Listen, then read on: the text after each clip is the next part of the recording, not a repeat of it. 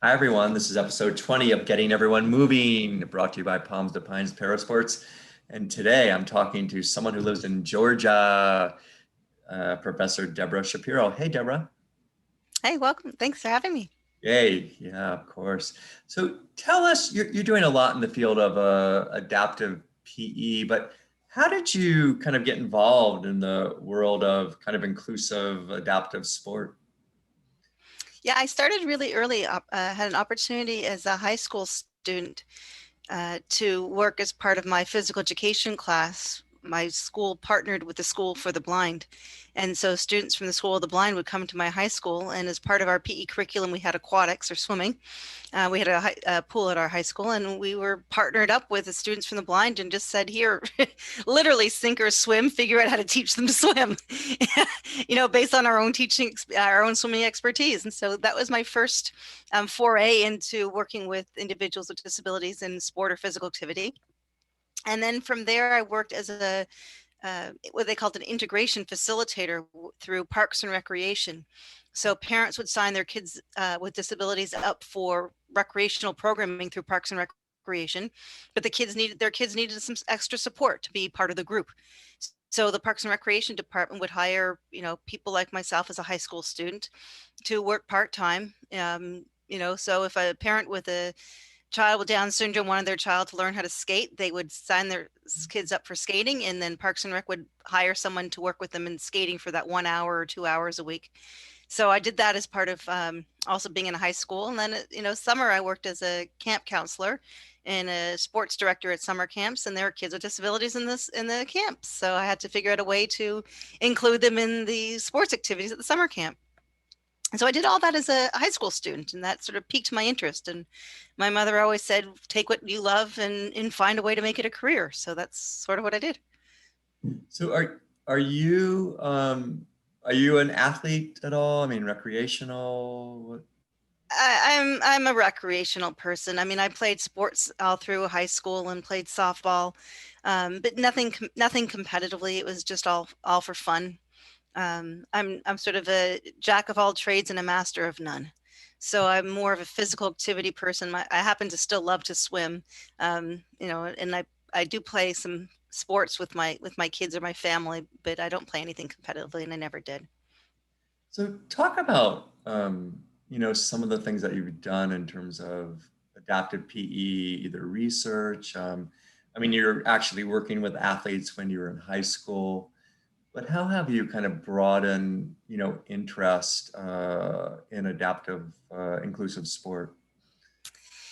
Yeah, so it goes back to what my mother had suggested, find a way to take what you love and make it a career. I wasn't the strongest student academically in terms of science or math, uh, but I was relatively okay with English and social studies, and certainly physical education, was a forte of mine in high school.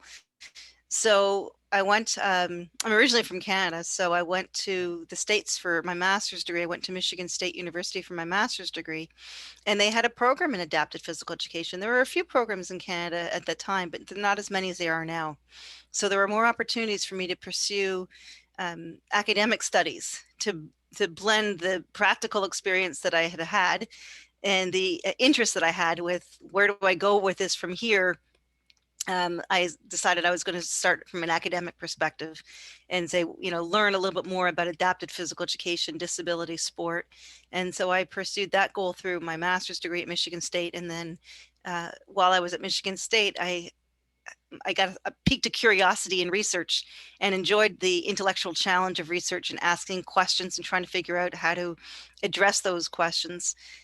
So I started, pursuing my master's thesis while I was at Michigan State, and I looked at perceived competence of kids with disabilities and how that influenced their participation in sport. And then I just progressed with that through my PhD at Indiana University, and then through my career now at Georgia State in Atlanta. Well, why, you know, one of the questions I've been asking people I've interviewed is how do we create more inclusion in society? And part of the answer is well, you create more awareness. So it seems to me that the work that you're doing with adaptive kind of PE is helping to create more inclusion. Can you say more about that? Yeah, through adapted physical education, what I'm doing in higher education is I'm teaching the next generation of health and physical education teachers.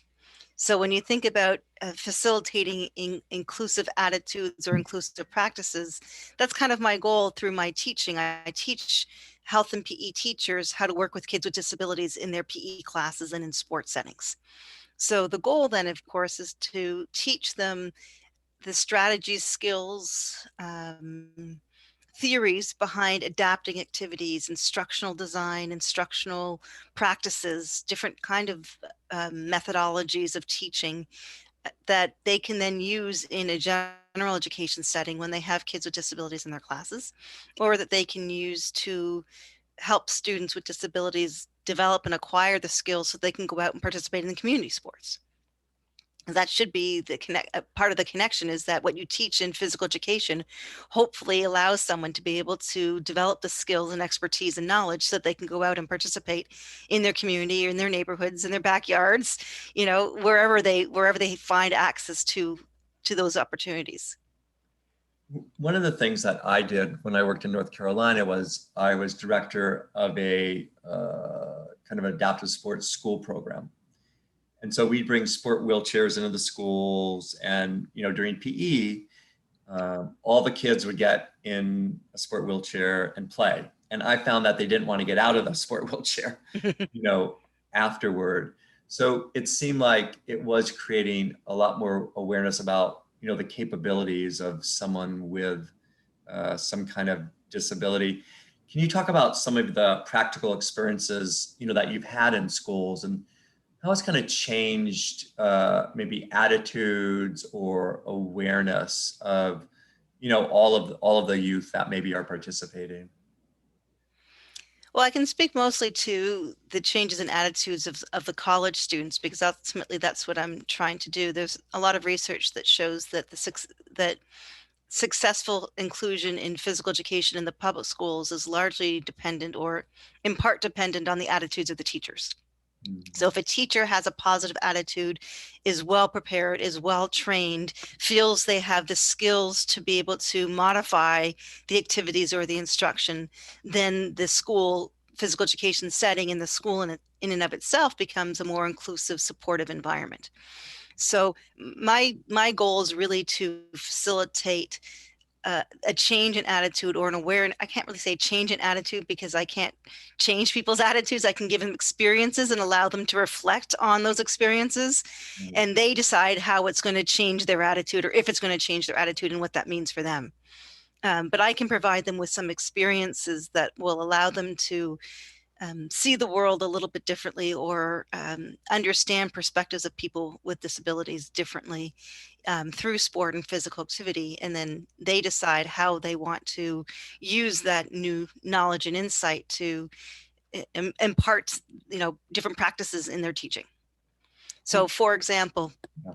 um, we run I also have about 30 wheelchairs on campus. So I created many years ago a series of different classes on disability sports. So we have one class in disability sport that just exposes the undergraduate students to the variety of opportunities, physical activity that anybody with a disability can engage in. So it could be rowing, it could be sailing, it could be mountain climbing, it could be absolutely anything. So we're not particularly focused on sport, but we also then talk about um, women in sport and classification in sport. So we talk about some of the big concepts that influence participation, technology and equipment, sport in developing countries. So what does sport look like in countries that are not as developed, or more third world? So we talk about a lot of those concepts, and from that class, and we played a little bit. We would do maybe a intro wheelchair basketball class, or we did an integrated dance class. So I had a choreographer who does an integrated dance in Atlanta come and do a dance class, and the students loved that particular element of it. They really liked the doing. And so from that class, I created another class that was called physical activity, performance and analysis in disability sport. And so there we really played wheelchair basketball, wheelchair football, wheelchair handball. We did some goal ball. So we did sports for the blind. We did sports for people who use wheelchairs. We did some Special Olympic sports. And so there they learned more about the techniques of the skills, the rules, strategies, offense, defense, the history of the sports. And then from there, I had to create a class called Coaching Athletes with Disabilities. So now that you know the sports, how are you going to coach them? So it became a series of classes. And so through those series of classes, you can really see the students evolve to be knowledgeable, aware, sensitive, and then sensitive to the needs of people with disabilities, and to, then figuring out, how am I going to promote disability sport, and how can I get involved with coaching?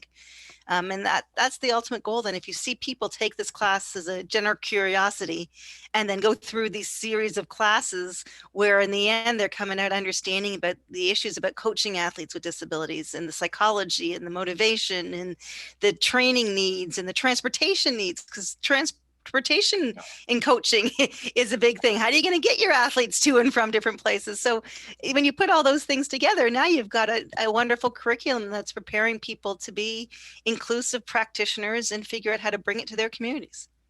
Well, that sounds really unique to me. Do you know, are there other colleges? I mean, I can't believe there are many other colleges kind of with a similar kind of curriculum to what you're doing. I'd like to think we're on the unique side of things at Georgia State with that kind of curriculum, where we have, there's a couple of other classes that we have on disability. Those are sort of the sport coaching related classes. We also have the more teaching school related classes. So we're strong in the academic side of things. There's a lot of universities that are very strong in the adapted physical education, physical activity component for teacher education. So we're not unique in the teacher education side, but I think we're unique in the sport coaching side. Yeah. That there's not a lot of universities that have a disability component to their sport coaching programs. Yeah. What I think we're lacking in, or where we could do better really, is in the campus recreation side of things. There's a lot of universities around the country that are doing a lot with campus recreation in inclusive or adapted sport programming. And so we're building towards that. But there's universities that are much more progressive with what they're doing and how they're doing it for a university campus. We're specific to our program and our students who get the benefit of it, but our classes are not really open to the general community.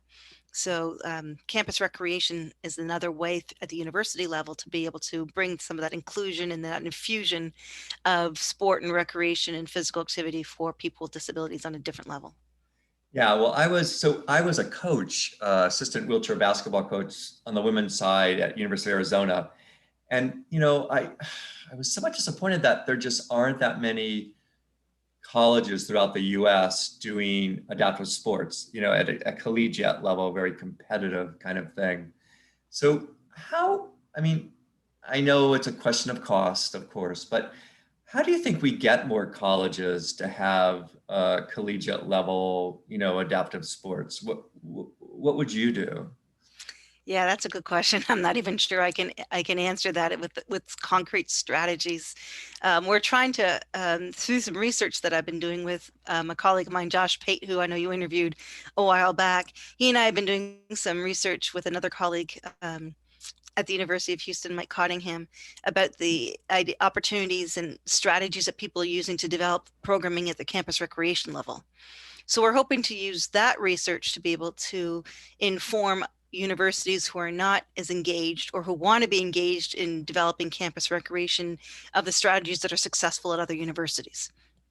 And I think that same kind of research to practice would be really beneficial for that campus recreation, campus competitive sport that you're talking about. What are the universities that are doing it? How are they doing it well? How are they getting funding? What's this infrastructure for it? Are they doing it through athletics? Are they doing it through a different Office of Disability Services? Are they doing it through club sports? So there's a lot of different ways that universities are structured to offer programming.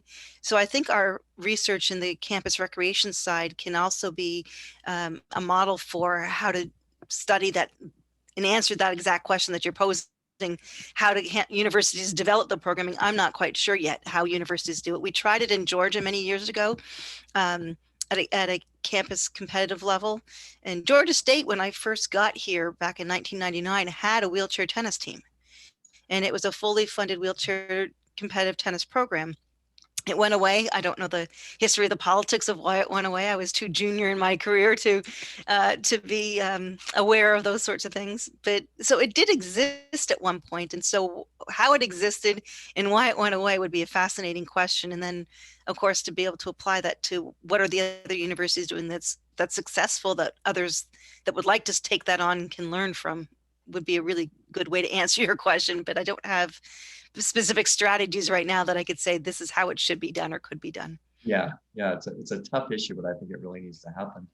Um, so you have some children. I mean, given how you kind of approach, working with people with a variety of abilities, I mean, do you think your children are much more open to, creating more inclusion, or do they look at people with physical disability differently, do you think?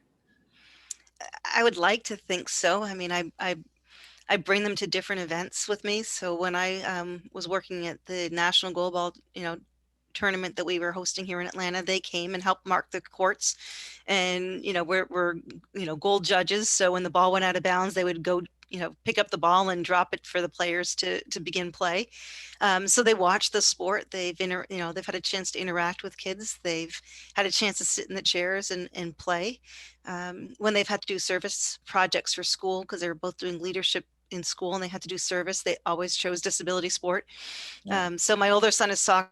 So he worked with Top Soccer, which is, a program for kids with developmental disabilities. And my younger one loved baseball. So we did the Miracle League, which is a baseball program, national program for kids with disabilities. So he volunteered with the Miracle League. And then we did a Beat Baseball program because he wanted to do more baseball. So we found a Beat Baseball program and we went and volunteered with Beat Baseball. So they've had their experiences and their exposure to it without a doubt, that I think has shaped their perspective and their awareness that, there's many different ways of playing sport that is equally as competitive and equally as meaningful and equally as beneficial to achieving all the goals that sport has to share with people.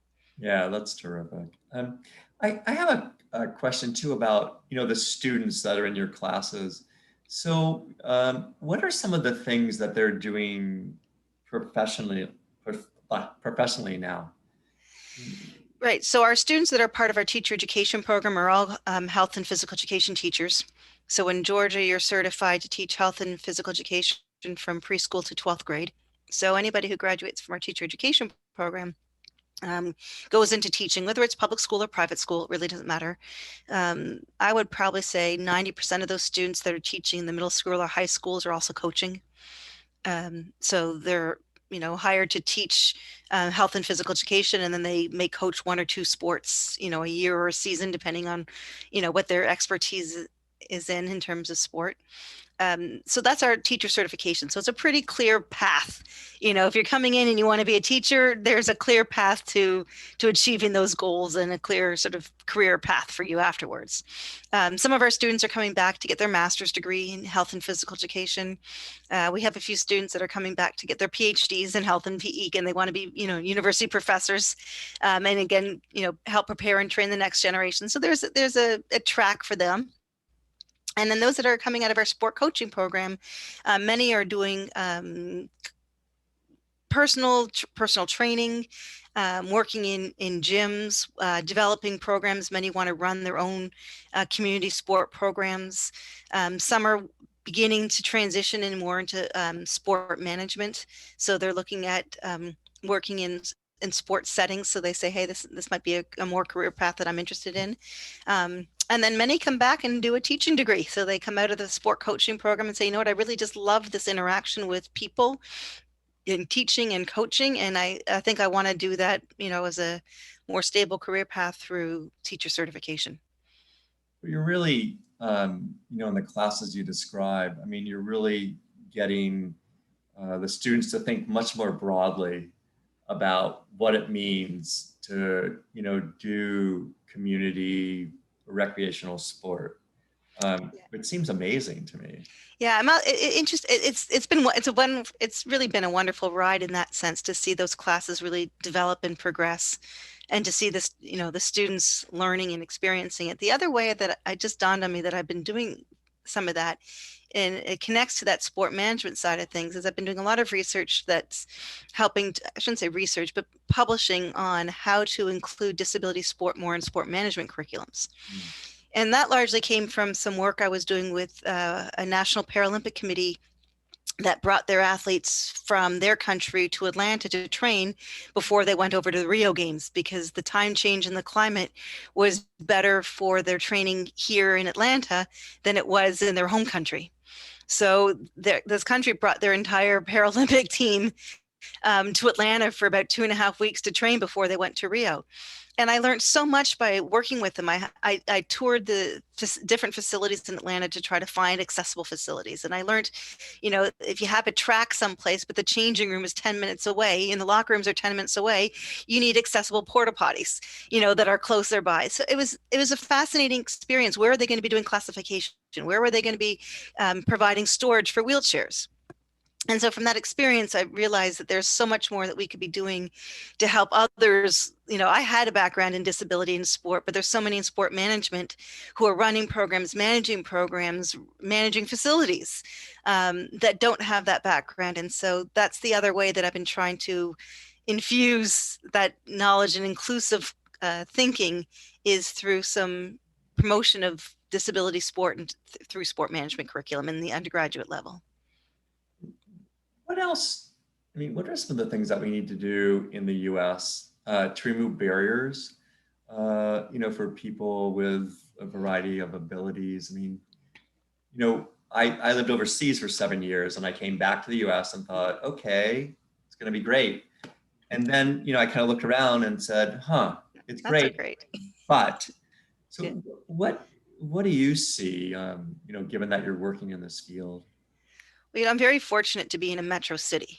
Yeah, And so in a metro city that hosted the Olympics and the Paralympics. yeah. So I'm spoiled, right? And I recognize that I'm sort of spoiled and privileged in that way, because if you want to participate in sport and you have a disability of any sort, there's an opportunity for you here. Mm, So I think some of the barriers, even in a metro city, are very different than barriers in a rural area. So our barriers here are not maybe necessarily access, but they're, or not availability, I shouldn't say, but access. How do you get to those places? If I live in one part of the city and traffic is so unbearable, it's going to take me an hour to get there, I'm probably not going to go. So we have the programming, but it may not just be that it's accessible to get to, either because there's not the transportation infrastructure, or there's just the logistics of traveling across the city through rush hour traffic. So I had always wanted to start a program on campus like so many universities do.